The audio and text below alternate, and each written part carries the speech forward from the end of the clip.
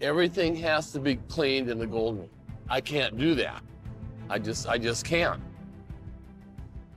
Why have a third plant if you can't keep it clean? It's the Gold Rush bombshell no one saw coming. Chris Doumit, the dependable backbone of Parker Schnabel's crew, has hit his limit. The pressure of season 15 became too much for the 59-year-old veteran, forcing him to make a choice that stunned fans and left the entire operation hanging by a thread. You know what? With 2 plants, I could do it, but we're scattered. Bob's this way and Red's that way, and I hate to be whining and complaining, but this is reality. I can't do 3. What could push this legend to finally say enough? The breaking point.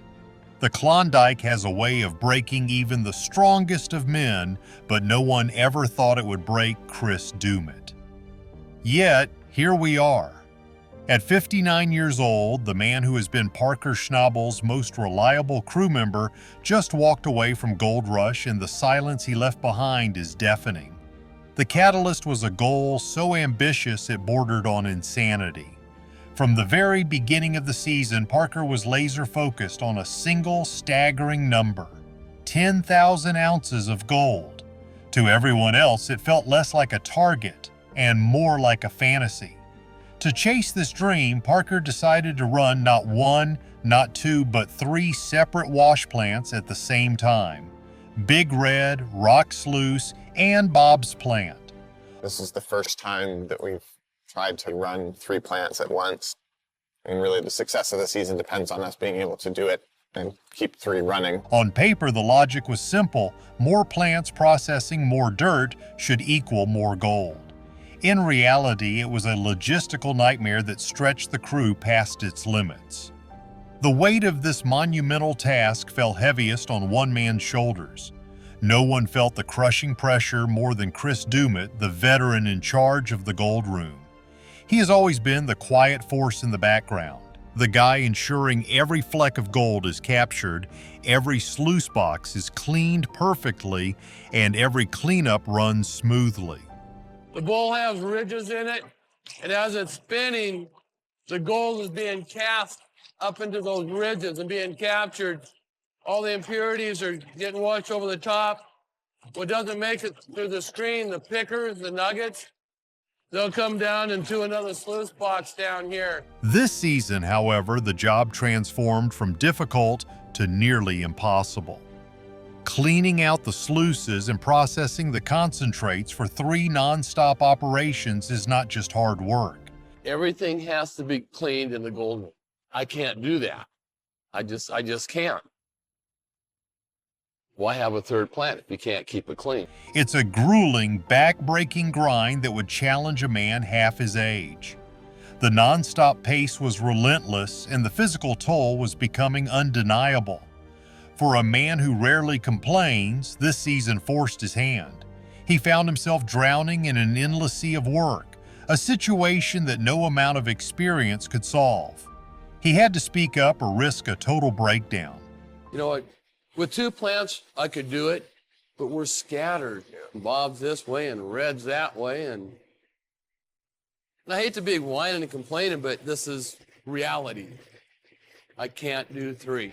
The crew was already stretched dangerously thin, and Parker wasn't about to pull a key operator off a multi-million-dollar piece of equipment to help in the gold room. Chris was stuck. It was during a tense moment of truth that he threw out a name: Tatiana Costa. She was one of the top rock truck operators, a vital part of the earth-moving team. Tatiana, maybe? She's like one of our top operators. Yeah. Mitch and Tyson are not going to be happy if Tatiana comes out of the field. Pulling her would create a new problem for foremen Mitch and Tyson, but the alternative was watching Chris walk out for good. Parker, facing the potential collapse of his gold recovery process, had to make a hard call. He agreed. Tatiana would be trained to help in the gold room, providing a sliver of relief for the exhausted veteran. We'll take Tatiana. Tatiana? Yeah. Perfect. Thank you so much. Appreciate it, buddy. Thank you Dude, so no much. worries. But as the season wore on, a chilling question hung in the frigid Yukon air. Was this desperate move a case of too little, too late? To truly grasp the magnitude of Chris Doumit's departure, you have to understand the man he is and where he came from. His journey into the high-stakes world of gold mining was a complete accident. He wasn't born into a mining family. He was a carpenter by trade. His first brush with the industry came when he was hired to build cabins for Todd Hoffman's original crew. He was an outsider, skilled with wood and nails, not sluice boxes and gold pans. But the Klondike has a strange pull. One thing led to another, and soon he found himself knee-deep in the mud and the madness of the gold rush. It turned out he had a natural talent for it. He possessed a calm demeanor, a sharp mind for mechanics, and an incredible work ethic. Mining is more of a science than it is just digging. It's just not a matter of turning a machine on and turn the water on and start running dirt. You got to figure it out. When he eventually made the switch over to Parker Schnabel's fledgling crew in Season 4, everything clicked into place. He became the anchor in the gold room, the man Parker trusted implicitly with the final, most crucial step of the operation. His meticulous work helped Parker smash records year after year, turning the young upstart into a gold mining mogul. Chris isn't just a worker, he's the glue that holds the often fractured team together. In an environment fueled by long hours, brutal weather, and the constant stress of equipment failures, tempers flare. Parker's high expectations and intense personality can create a pressure cooker atmosphere. Through it all, Chris, with his laid-back attitude and dry sense of humor, acts as a stabilizing force. He's the one who can de-escalate a tense situation, the voice of reason everyone turns to when the pressure becomes unbearable. He's more than an employee. He's a mentor and a confidant, a key advisor whose opinion Parker genuinely values. His most critical role, however, remains in the gold room. This isn't just about washing dirt, it's a science. One small mistake, one miscalculation in the process can lead to thousands of dollars in gold being lost forever in the tailings. Chris has mastered this delicate art, ensuring their gold recovery rates are some of the best in the business. Without him, Parker's impressive gold totals simply wouldn't be as high. The final total was 7,381. and that is unreal. Sets us up so well for the next few years. I really want to thank you all. The stakes are massive, and having the right man in charge of the cleanups is non-negotiable. Now, with the workload pushing him past his physical and mental limits, the question isn't just whether he can keep up, it's whether he even wants to anymore. For fans who have watched him for years, the idea of a gold rush without Chris Doumit is hard to picture. But as the season spiraled into chaos, it became painfully clear that something had to give. And if he was the one to go, what would that mean for the entire future of Parker's empire? The young king of the Klondike. The immense pressure that pushed Chris Doumit to his breaking point stems from one source: Parker Schnabel. Parker didn't just stumble into mining, he was born into it in late July in the mid-90s in the small, rugged town of Haines, Alaska. He grew up surrounded by the grit and grind of the industry. His grandfather, the legendary John Schnabel, ran the Big Nugget mine. You find anything? What do you think, Grandpa? Oh my! Ooh, that is beautiful. Here's another one. Isn't that awesome? I won't be able to sleep. While other kids were playing with toy trucks, Parker was learning to operate the real, colossal machines that moved mountains of earth. By the time he was a teenager, he was already a seasoned hand, balancing high school basketball with the demanding life of a miner. While college was a consideration, he even thought about studying geology.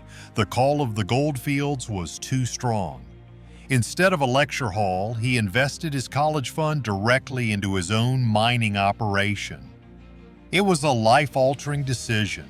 At just 16 years old, he took over the day-to-day operations of the Big Nugget Mine, a teenager commanding a crew of seasoned men twice his age. He wasn't just a boss's grandson, he proved he had the knowledge, the grit, and the work ethic to lead. His big break came with the premiere of Discovery Channel's Gold Rush. Viewers were captivated by this young prodigy, but being a TV personality wasn't enough. In a move that shocked everyone, he left his family's mine in his late teens, setting his sights on the legendary goldfields of the Yukon. It was a monumental gamble. He leased land, assembled a crew, and went all in. The risk paid off spectacularly. In his very first solo season, he pulled over 1,000 ounces of gold from the frozen ground. This wasn't just a mine, it was an isolated kingdom carved out of the wilderness. The Klondike is a land of extremes. The mining season is brutally short, a frantic race against the coming winter. The ground is locked in permafrost, a concrete-like layer of frozen earth that has to be stripped away before the gold-bearing pay dirt can even be reached. It's called permafrost for a reason, right? Because it's permanently frozen. I mean, it would help us a lot if it was more than like 35 degrees for at least like 4 hours. We need some warm weather. Trying to keep up with stripping and sluicing at the same time. And that's the problem, is that we're using a lot of our manpower right now to just try to keep the plant fed. Getting fuel, parts, and supplies to such a remote location is a logistical nightmare where a single delayed shipment can cost hundreds of thousands of dollars. It's a place that doesn't forgive mistakes, and Parker thrived in this unforgiving environment. His success wasn't just on the main show, it spun off into Gold Rush, Parker's Trail, where he followed in the footsteps of historic gold miners, tackling treacherous paths from the Chilkoot Trail to the dense jungles of Papua New Guinea. But this relentless focus came at a personal cost. His relationship with Australian veterinary nurse Ashley Yule, who appeared on the show, eventually buckled under the strain of his all-consuming dedication to mining. He admitted it himself, mining always came first. Now, as he pushes 30, that singular focus is more intense than ever. But as he drives his operation harder and faster, he's discovering that the human element of his machine has its limits. The story of Parker's dominance and the pressure that comes with it is best told by the numbers. Gold mining is a brutal business of profits and losses, and the Gold Rush record books show a clear and undeniable trend. Back in Season 3, Todd Hoffman's crew was celebrating a decent year, pulling out over 800 ounces of gold, worth more than $1 million. At the same time, a teenaged Parker was quietly mining nearly 200 ounces, a sign of things to come. Then came Season 4. The game changed forever. Leasing land at Scribner Creek, Parker and his crew, including a newly acquired Chris Doumit, mined an incredible 800 ounces. Not satisfied, he and Rick Ness pushed their final total to over 1,000 ounces, completely shattering Hoffman's records and establishing a new king in the Klondike. From there, the numbers became staggering. Season 5 saw Parker's crew pull in more than 2,500 ounces of gold, raking in close to $3 million. Gold all line up in there. There's gold along here.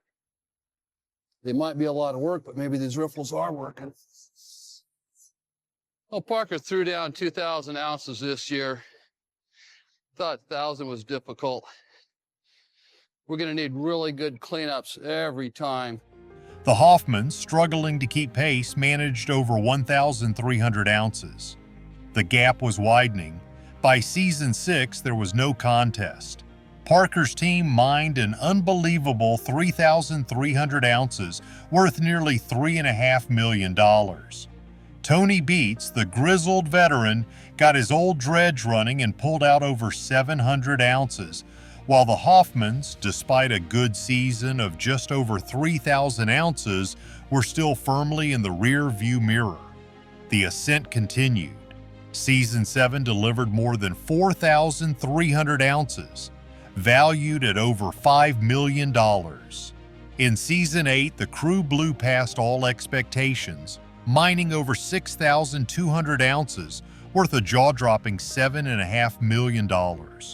Tony Beat stayed consistent with over 3,600 ounces, but he was no longer the benchmark. By the time Season 9 rolled around, Parker Schnabel had already built a name for himself as one of the most driven and sharp-minded miners in the Yukon.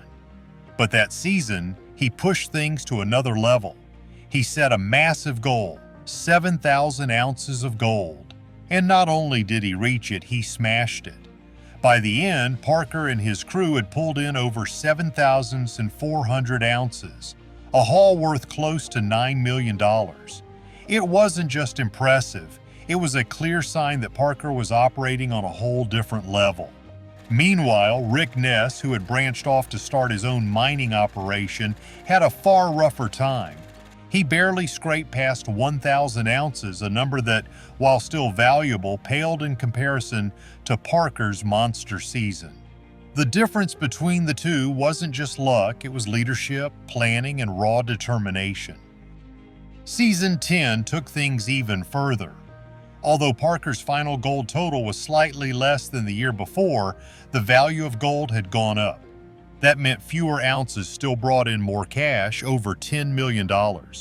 It was a reminder that Parker wasn't just chasing shiny metal, he was playing a long game, watching the markets, making smart moves, and building an empire. Fast forward to Season 14, and the stakes were even higher.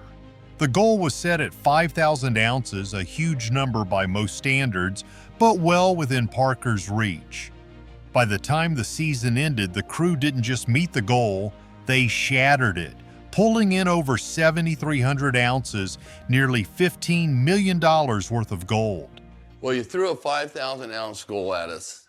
You nailed that. You threw a 7,000 ounce goal.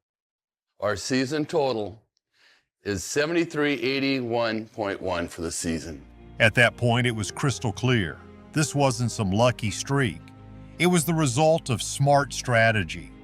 Parker reinvested every year, buying better equipment, locking down claims with lower royalty fees, and constantly upgrading his knowledge.